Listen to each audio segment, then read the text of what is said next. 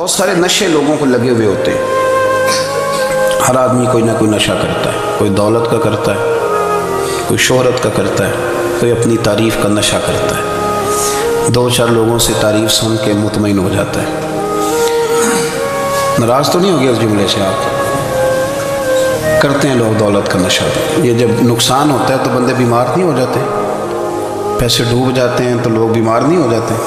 تو اس کا مطلب یہ ہوتا ہے کہ نشہ ٹوٹ گیا۔ بہک ہوئے ہیں نا تھوڑے سے تو کانپتے ہیں، تڑپتے ہیں، پریشان۔ نشہ ہی اسی طرح ہی کرتا ہے نا، نہیں ملتا تو پریشان ہوتا ہے۔ یہ سارے نشے ہیں، مختلف قسم کا نشہ۔ ہم مانتے نہیں اس بات کو، تسلیم نہیں کرتے، کیونکہ تسلیم کرنا بڑا مشکل کام ہے۔ اس کے لیے تو بڑی ساری چیزیں جو ہیں وہ دبوچ کے اور بڑی سارے رستے پھلانگ کے آنا پڑتا ہے، تو بڑا مشکل ہے ماننا، ورنہ کرتے ہیں ہم، ہمارا مزاج ہے۔ یہ گھومنے پھرنے کا، دنیا دیکھنے کا بھی ایک نشہ ہے، یہ بہت ساری باتیں کرنے کا بھی ایک نشہ ہے، گپ شپ کا بھی ایک نشہ ہے۔ دو چار لوگوں کی جب تک پگڑیاں نہ کھول لیں، بعض لوگوں کو نیند نہیں آتی۔ یہ غیبت کا، چغلی کا، بددیانتی کا، یہ بھی ایک نشہ ہے۔ اس پر ملا رومی رحمۃ اللہ نے بڑا کلام لکھا ہے، وہ کہتے ہیں مانگ کے کھانے کا بھی نشہ ہے، مانگ کے کھانے کا بھی نشہ ہے۔ وہ کہتے ہیں کہ ایک بھیک مانگنے والی خاتون تھی، تو بادشاہ کے پاس بھیک مانگنے آئی، تو بادشاہ کو پسند آ گئی، اس نے شادی کر لی۔ اب اس کو عادت تھی بھیک مانگ کے کھانے کی، تو وہ کنیزوں سے کہا کرتی تھی کہ فٹافٹ نہ روٹی لے کے آیا کرو، میں 2-3 دفعہ مانگوں تو پھر لایا کرو، کیونکہ ایک نشہ ہے نا، تو میں مانگوں 2-4 دفعہ تو پھر۔ تو انسان بہت سارے نشے کرتا ہے، یہ مانتا نہیں۔ یہ موبائل، یہ فیس بک، یہ سارے نشے ہی ہیں۔ اپنی فوٹو لگا لینا، سارا دن اسی کو دیکھتے رہنا۔ اور بڑے بڑے سیانے بندے جو وزادار ہیں، بڑے وزادار لوگ ہیں، لیکن وہ بھی سنجیدگی کے قائل نہیں، اس طرح کے نشوں کا شکار ہیں۔ یہ سارے نشے ہیں جو ہم نے پال لیے۔ ہمارے صوفیاء، ہمارے بزرگ فرماتے ہیں کہ تم اس طرح کرو، اگر سارے نشوں سے بچنا چاہتے ہو تو سجدے کا نشہ شروع کرو، سجدے کا نشہ شروع کرو۔ یہ نا اقبال کہتے ہیں، عطار ہو، رومی ہو، رازی، آپ بات کو سمجھیں، عطار ہو، رومی ہو، رازی ہو، غزالی ہو، کچھ ہاتھ نہیں آتا بے آہ سحر گاہی۔ کہتے ہیں بہت بڑا صوفی ہو جیسے فرید الدین عطار تھے، بہت بڑا تصوف کا امام ہو جیسے امام غزالی تھے، بہت بڑا تفسیر کا استاد ہو جیسے امام رازی ہو، عطار ہو، رومی ہو، رازی ہو، غزالی ہو، پر کچھ ہاتھ نہیں آتا بے آہ سحر گاہی۔ اگر سویرے اٹھ کے روتا نہیں نا اللہ کی بارگاہ میں، اگر تہجد نہیں نہ پڑھتا تو کچھ ہاتھ نہیں آتا بے آہ سحر گاہی، پھر اس کو کوئی چیز نصیب ہے۔ میری بات کی سمجھ آ رہی ہے آپ حضرات؟ جب تک آپ سویرے نہیں اٹھتے، آپ اللہ اللہ نہیں کرتے، آپ کو نوافل کا چسکا نہیں، عبادت کا مزہ نہیں، فرمایا میری عبادت کرو، یہ شوق پیدا کرو، میں نے تمہیں پیدا کیا ہے۔ ہم لوگوں کے نشے ہیں، مختلف نشے ہیں، بڑا عجیب رنگ ہے۔ محفل کی صدارت کرنے والے بڑے پیر صاحب، بڑے القابات، بیچ میں سے بندہ تلاش کرنے سے بھی نہیں مل رہا، اتنے بڑے لقب ہیں اس کے، لیکن وہ ساج سنور کے 2.5 گھنٹے بیٹھا رہا محفل میں، اور نماز کا وقت آیا تو اس نے مختصر سی پڑھی، وہ نکل گیا، وہ ہلکے سے سجدے کی۔ اتنا بڑا عشق رسول نعت کا، ہو کیا بات ہے، اور عشق رسول کا بہت بڑا پیغامبر، بہت بڑا مبلغ، وہ بیچارہ سمجھ ہی نہیں سکا کہ اللہ کے رسول نے فرمایا تو نماز پڑھ میری آنکھیں ٹھنڈی ہو جائیں گی۔ تو یہ نشے کے عادی تو ہیں پر حقیقت کے قائل نہیں ہیں۔ یہ بس ٹھیک ہے، خوابوں کی دنیا میں لوگ زندہ ہیں، پر جن کو یہ جو نشہ تھا نا عبادت کا، یہ میرے رسول پاک کی چاہت ہے، یہ میرے نبی کریم علیہ السلام کی۔ آپ دیکھیں نا حضور مہینوں جا کے غار حرا میں بیٹھتے، کیا وہاں تبلیغ کرتے تھے؟ کوئی کتاب لکھتے تھے؟ رسول کریم علیہ السلام مہینہ رہتے غار حرا میں، کوئی نہ مجھے دیکھے، کوئی نہ مجھے ملے، حضور یہاں کیا ہے؟ فرمایا میں اپنے رب کی عبادت کروں گا۔ نبی کریم علیہ السلام نے سجدوں کے ساتھ پتھروں اور پہاڑوں کو آباد کر دیا، سجدوں کے ساتھ۔ آپ کا سجدہ آپ کو بہت ساری چیزوں سے چھڑا لیتا ہے، یہ بہت ساری جگہوں سے جھکنے سے بچا لیتا ہے۔ صوفیاء، اولیاء یہ کیا کرتے تھے؟ یہ سجدے کا ذوق ہی تو پیدا کرتے تھے، سجدے کا ذوق۔ شاہ عبدالعزیز دباغ رحمۃ اللہ تعالی علیہ اپنے مریدوں سے فرمایا کرتے تھے کہ اگر تم پکے نمازی بن جاؤ نا، تہجد گزار ہو جاؤ، تو میرے پاس آنا جانا چھوڑ دینا۔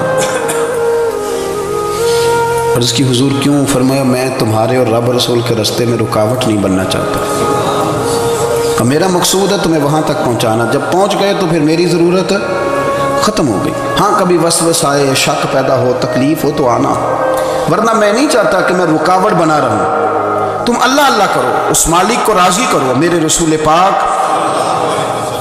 علیہ وسلم نے فرمایا بندہ اللہ کے سب سے قریب اس وقت ہوتا ہے جب وہ سجدے کی حالت میں ہوتا ہے۔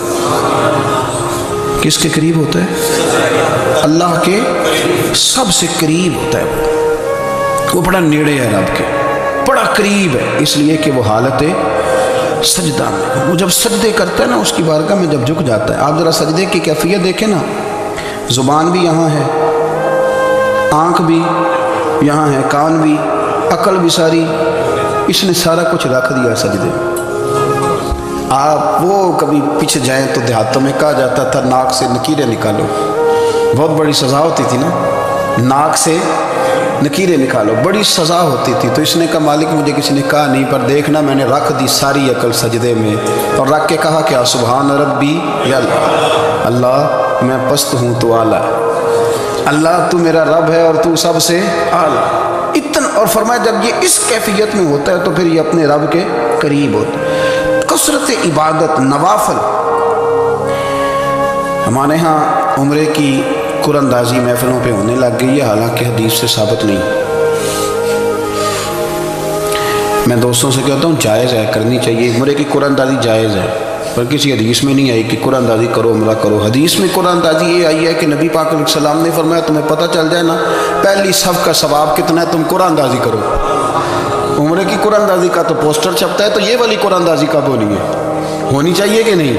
حضور نے فرمایا تمہیں پتہ چلے کہ اس کا ثواب کتنا، تو تم قرآن اندازی کرو، تم قرآن ڈالو۔ جب آپ نماز پڑھ رہے ہوتے ہیں، جب آپ کا مصلی آباد ہوتا ہے، صلاح الدین ایوبی ایک بزرگ سے ملاقات ہو گئی، بیت المقدس پر قبضہ تھا عیسائیوں کا، تو صلاح الدین بڑے پریشان تھے۔ بابا جی کہنے لگے پتر کیا ہوا؟ کہنے لگے حضور پتہ چلا ہے دشمن کے 2 بحری بیڑے اسلحہ لے کے آ رہے، مسلمان پہلے ہی کمزور ہیں، اور اب اگر 2 بحری بیڑے اور آ گئے تو حضور مسئلہ بن جائے گا۔ تو میں پریشان ہوں کہ کس طرح یہ کم مسئلے والی ہماری فوج ہے کیسے مقابلہ کرے گی۔ تو بابا جی کہنے لگے پتر اس طرح کرنا، آج رات تو بھی دعا کرنا اور میں بھی کروں گا، تو بھی دعا کرنا، آپ ناراض نہ ہونا، ہم تو پیروں والے ہیں، ہم تو پیروں کے نوکر غلام ہیں، ہمارا تو گزارا ہی نہیں، ہمیں تو ملتا ہے سارا کچھ وہاں سے۔ پھر میرا سوال یہ ہے کہ تعویذ لینے جاتے ہو نفل کیوں نہیں پڑھتے؟ رات اللہ اللہ کیوں نہیں کرتے؟ یہ بھی تو ہمارے بزرگوں کا ہی طریقہ ہے، انہوں نے تو ہمیں سکھایا ہے۔ صلاح الدین ایوبی سے بزرگوں نے کہا کہ رات آج نا اللہ اللہ کرنا، تو میں تیرے لیے دعا کروں گا، تو بھی دعا کرنا۔ تو بندہ جب دکھی ہوتا ہے تو سجدہ کرتا ہے، تو پھر ہی تو مصلی بھیگ جاتا ہے، پھر ہی تو مزہ آتا ہے۔ سکھی بندہ تو کعبے جا کے نہیں روتا، دکھی تھے، تکلیف تھی، تو سر رکھا سجدے میں تو تڑپ گئے۔ اور وہ بابا جی کہتے ہیں میں مسجد آیا تو صلاح الدین چیخے مار کے رو رہا تھا اور کہہ رہا تھا مالک میں کوئی اپنی شان کے لیے تو نہیں نہ لڑ رہا، اللہ کو میں کوئی قبضوں کے لیے تو نہیں لڑ رہا، مالک تیرے لیے لڑ رہا ہوں، مجھے بے آبرو نہ کرنا، میری مدد فرمانا۔ کہتے ہیں میں آیا تھا کہ مسجد میں دعا کروں گا، پر صلاح الدین ایوبی کو روتے دیکھا تو میں لوٹ گیا۔ تو سویرے صلاح الدین ملے تو بڑے خوش تھے، میں نے کہا پتر کیا ہوا؟ کہنے لگے حضور وہ بحری بیڑے 2 آ رہے تھے نا اسلحہ لے کے، دونوں ڈوب گئے پانی میں ڈوب گئے۔ تو بابا جی کہنے لگے صلاح الدین وہ پانی میں نہیں ڈوبے، وہ تیرے آنسوؤں میں ڈوب گئے، وہ غرق ہو گئے، وہ جو تم نے مصلی بات کیا تو وہ تیرے آنسوؤں میں ڈوب گئے، وہ غرق ہو گئے، وہ تباہ اتنے قیمتی تھے، تیرے آنسو کے بہا لے گئے دشمن کے بحری بیڑوں کو۔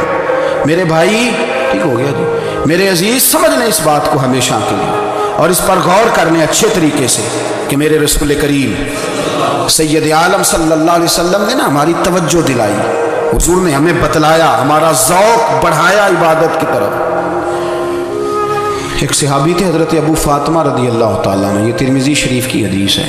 نبی پاک علیہ السلام نے فرمایا ابو فاطمہ قیامت کے دن مجھ سے جلدی ملنا چاہتے ہو کہ دیر کے ساتھ؟ تو کہنے لگے حضور کون ہوگا جو دیر سے ملنا چاہے؟ ہم نے تو جان دے دی وعدہ دیدار پر۔ اعلیٰ حضرت فرماتے ہیں جان دے دی وعدہ اور نقد اپنا دام ہو ہی جائے گا۔ مجھے لگتا ہے کہ یہ سودا نقد و نقد ہو جانا ہے، چونکہ ہم نے جان دے دی وعدہ دیدار پر۔ آپ نے وعدہ کیا تھا کہ مریں گے تو پھر زیارت ہوگی، تو مر گئے ہم زیارت کی خاطر۔ جان دے دی وعدہ دیدار پر تو نقد اپنا دام ہو ہی جائے گا۔ اے رضا ہر کام کا ایک وقت ہے، دل کو بھی آرام ہو ہی جائے گا۔ تو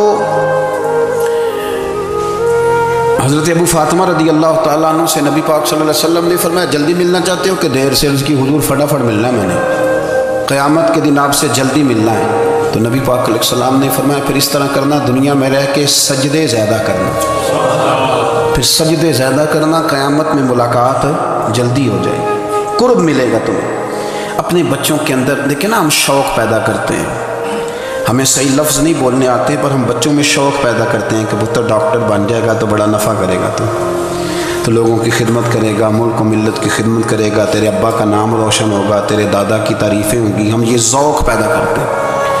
ہم اپنے نوجوانوں کے اندر یہ فکر پیدا کرتے ہیں، انہیں ہم سمجھاتے ہیں کہ میاں جب تم پڑھو گے، محنت کرو گے تو فلاں آدمی کی طرح تمہارا نام ہوگا۔